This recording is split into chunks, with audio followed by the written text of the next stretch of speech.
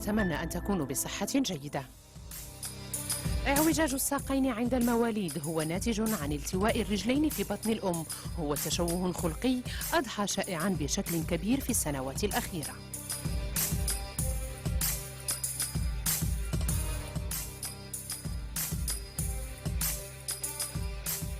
العوجاج ديال الرجل اللي كنسميوه بالفرنسيه بيبو او بالانجليزيه لو كلوب فوت هو واحد التشوه خلقي كتفقد فيه الرجل الاستقامه ديالها، بحيث كيوقع واحد الالتواء، يعني الرجل كتلوى وكيوليو الصبعان دايرين لداخل والقاعد الرجل كيبدا كيشوف اللور، بحيث لما كيوقف الانسان على الرجل كيوقف على الجانب الخارجي، او بعض المرات اذا كان العوجاج كثير كيوقف على الظهر ديال الرجل.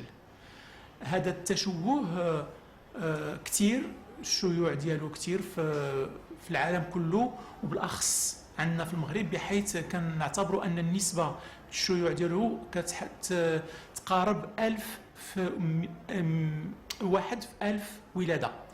يعني الا خدينا 1000 ديال الدراري كنجبروا واحد فيهم عنده هذا العوجاج. إبان فترة الحمل وبالضبط في نهاية الشهر الثاني يحصل هذا الالتواء على مستوى الرجلين للجنين، وبالتالي يولد المولود بتشوه خلقي. هذا العوجاج هذا كيتكون بصفة مبكرة أثناء الحمل، وكنعتبروا على أنه البرمجة ديالو كتحصل تقريبا خلال الأسبوع الثامن ديال الحمل. وهذه البرمجه كتجعل انه من البدايه الرجل كتكون عوجه. لذلك نفتح واحد القوس هنا، بزاف ديال السيدات كيشكوا على انه موضوع ديال الطفل ديال الجنين في الكرش، او وقع لهم واحد الحادثه، او كانوا كينعسوا على واحد الجنب. هاد الوسائل، هاد الاحتمالات هذه هي اللي كتخلق العوجاج. كنأكد هنا على ان البرمجه ديال العوجاج كيكون مبكر، ويعني كانت السيده كتنعس على جنبها او على ظهرها او على كرشها ما كيأثر باي صفه في هذه الحاله هذه. عامل الوراثة والتعرض لبعض الأشعة، كذلك التعفنات التي تحصل للمرأة أثناء فترة الحمل، كذلك تناول بعض الأعشاب التي يمكن أن تكون مضرة لصحة الجنين، كلها عوامل مسببة. لو بيبو او اعوجاج ديال الرجل هو واحد التشوه متعدد العوامل، يعني ما كاينش حاجه واحده اللي كتؤدي الى هذا العوجاج، بحيث كيمكننا نشوفوا 4 أو 5 ديال العوامل. من بينها اولا العامل الوراثي، كاين هناك عوامل خارجيه مثلا تعرض للاشاعات، الاشعه السينيه، مثلا المراه كتكون حامله وما كتعرفش راسها حامله وكتمشي تقوم بواحد الفحص بالاشعه. كاين تعرض لبعض التعفنات، ومن جملتها التعفنات بالفيروسات. كنعرفوا على ان الفيروس كيمكن له يخلق واحد العدد كبير من التشوهات، ومن جملتها هذا البيبو. كذلك واحد العامل كثير عندنا في المغرب وهو تناول مواد سامه، وبعض السيدات كيلجؤوا للعشابين كياخذوا شي مواد اللي كيمكن لها تكون مضره. منذ الوهلة الأولى يمكن ملاحظة هذا التشوه عند المولود، كما يمكن تشخيص هذا الإعوجاج حتى قبل الولادة بواسطة الفحص بالصدى. العوجاج ديال الرجل أو البيبو كيكون باين منذ الولادة. أكثر من ذلك كيمكن له يتشخص قبل من الولادة عن طريق الفحص بالصدى، ليكوغرافي أو اللي كنسميوها عند العامة بالتلفزيون، بالتلفزة. فالبيبو كيتميز بواحد فقدان ديال الاستقامه ديال الرجل، بحيث كيكون الصبعان دايرين لداخل، القدم حتى هو مايل، وهاد الانسجام، هاد الجوج ديال العوجاجات كيخلقوا بحال واحد النوع ديال الالتواء ديال الرجل، كتولي بحال اللي كلها ملويه. التشخيص كما كنشوفوه هكذا، وهو بالاخص سريري، يعني ما كنحتاجوش وسائل تشخيص بالراديو او بالاشعه او بالسكانير. يعني لما كان يتضح انه ما كاينش ديك الاستقامه الكافيه ديال الرجل كيمكننا نشكو في البيبو. التدخلات العلاجية التي ينهجها الطبيب المختص تختلف باختلاف حدة الإصابة. الطرق ديال العلاج ديال البيبو كتختلف بطبيعة الحال على حساب الحالة. فهناك حالات بسيطة اللي كيمكن نقوموا مثلا بالترويض وبعض بعض الوسائل التقويمية بسيطة اللي كيمكن توصلنا لنتيجة ممتازة. الترويض الطبي من بين أهم أعمدة العلاج في هذا النوع من التشوهات، والطبيب المختص هو المسؤول عن وصف الحصص الترويضية التي تحتاجها الحالة. الترويض الطبي في مرض البيبو فاروسيكا عند الأطفال هو علاج تكميلي.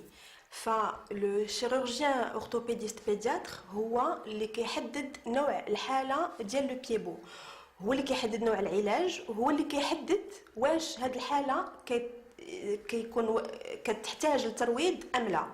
فعامة الحالات اللي كتحتاج الترويض واللي كيكون عنده أهمية كبيرة هي خاصة عند الأطفال qui ont été traités tardivement، يعني الأطفال اللي ما كانش عندهم تشخيص مبكر، فبالتالي لو بيي كيصبح très raide avec des déformations plus importantes، وكذلك في الحالات اللي كتطلب إجراء عملية فالترويض كيكون له أهمية كبيرة بعد التدخل الجراحي. ولد طفلي بتشوه خلقي على مستوى الرجلين ب4 أيام فقط بعد الولادة. استأنفنا العلاج وأجرينا العملية، واليوم هو يستفيد من حصص الترويض الطبي. يمكن تقويم الأرجل المشوهة بالجبس، هذا إن اكتشف الأمر مبكرا وكان التشخيص دقيقا لوصف هذا النوع من العلاج. بعض الحالات اللي كيمكن لها تعالج بواحد الطريقة جيدة وجديدة، واتضح على أنه هذه الطريقة هذه ناجعة أكثر من الجراحة وفي واحد ظرف وجيز، ظرف زمني وجيز، بحيث الطريقة الأصلية كترتكز على تقويم بالقبس.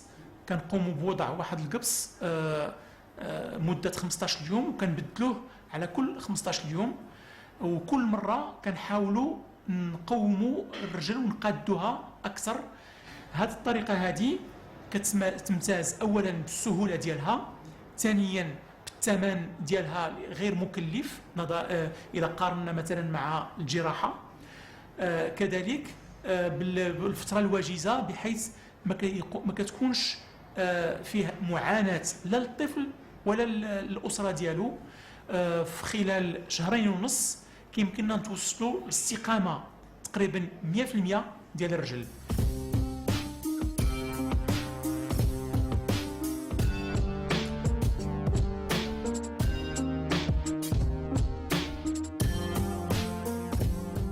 هي دابا تقريبا وصلنا لواحد 60% ولا اكثر، 2 المرات. يعني دابا باقي لنا 3 ديال المرات هذا القبس هذا، وملي غادي نزولوا القبس الخامس الرجل غادي تكون تقريبا بحال هذه.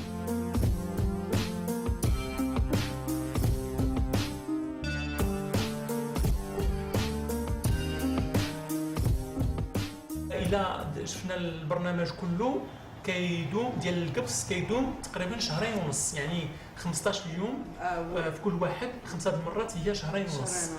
ملي كنزولوا القبس على 1.5 شهر كنركبوا الصباط ونقوموا بديك الوسائل التقويميه 1 شهر تقريبا عاوتاني اخرى او 1.5 شهر. جيست ابخي من بعد ملي كيوصلوا مباشره من بعد القبس مباشره. ملي كيوصلوا الدراري ل 5 شهور ونص او 6 شهور كيكونوا قبطوا الجلسه بوحدهم.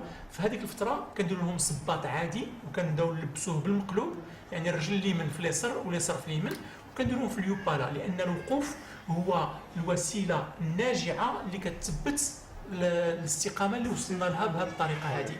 ملي كيبداو الدراري كيتمشاو كيخلقوا هما التوازن الكافي ما بين العضلات ديال الرجلين، وكتبداو كيمكن لهم يتمشاو.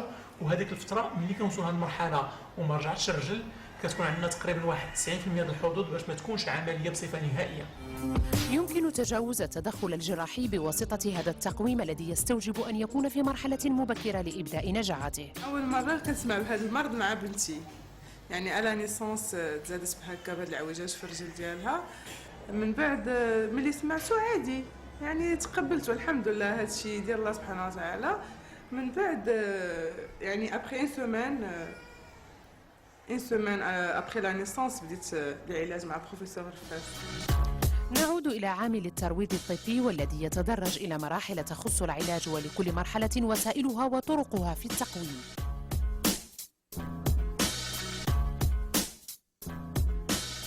المرحله الثانيه ديال الترويض ديالنا هي المرحله ديال لا مارش، يعني الوقت اللي كيولي فيه الطفل كيتمشى. ففي هذه المرحله كنكملوا على لو ميم طرافاي اللي كنا كنديرو في المرحله الاولى، ومن بعد كنبداو لا ريدوكاسيون دو لا مارش. ففي هاد لا ريدوكاسيون كنستعملوا سكون ابل لي زاتيل سكي. هاد لي زاتيل فهما واحد دي زاتيل اللي كنصوبوهم كيكونوا عراضين شويه على العرض ديال لو بيي وكيفوقوا الطول العادي ديال لو بيي. فكنديروهم بون كونطونسيون على الرجل ديال الطفل اللي كيساعدوه على انه يتمشى افيك ان بيي مانتوني اون بون كوريكسيون. العملية الجراحية، هذا النوع من العلاج يكون آخر نوع من التدخلات العلاجية بعد التقويم بالجبس والترويض الطبي. هناك حالات اللي كتستلزم علاج جراحي، كيف ما كانوا الوسائل اللي كنقوموا بها ما كتعطيش النتيجه المنتظره، وكنضطروا في نهايه المطاف نقوموا بعمليه جراحيه كبيره كتخصنا نحلوا جميع المفاصل ديال الرجل، وكنطولوا ديك الاحبال اللي كتكون مشكرفه، وكنحاولوا نوضعوا الرجل في واحد الاستقامه عاديه.